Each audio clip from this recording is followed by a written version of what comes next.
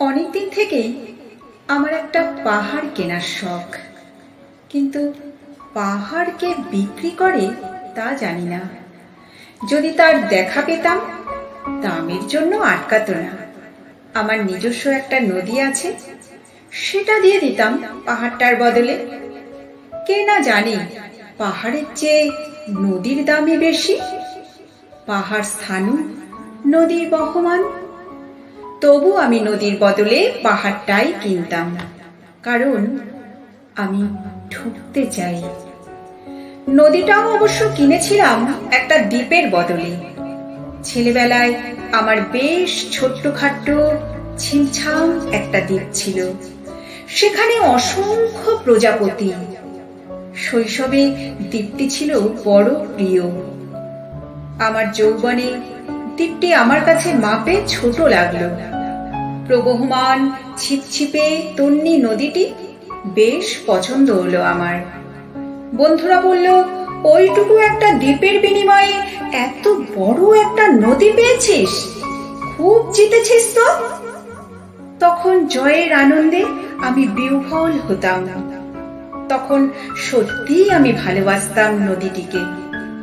নদী আমার অনেক প্রশ্নের উত্তর দিত, যেমন, বলতো আজ সন্ধেবেলা বৃষ্টি হবে কিনা।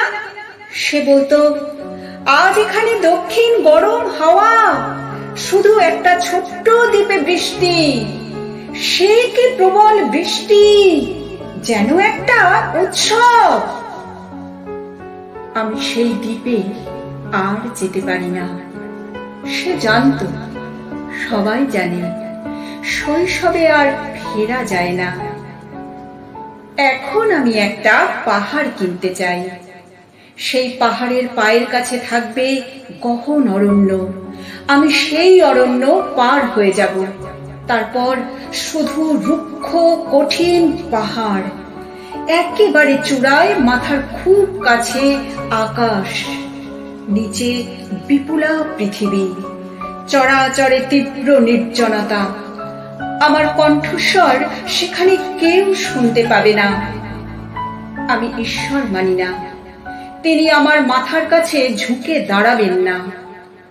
আমি শুধু 10 দিককে উদ্দেশ্য করে বলবো, প্রত্যেক মানুষই অহংকারী। এখানে আমি একা, এখানে আমার কোনো অহংকার নেই। এখানে জয়ী হবার বদলে ক্ষমা চাইতে ভালো লাগে। হে 10 দিক, আমি কোনো দোষ করিনি, আমাকে ক্ষমা করো, আমাকে ক্ষমা করো।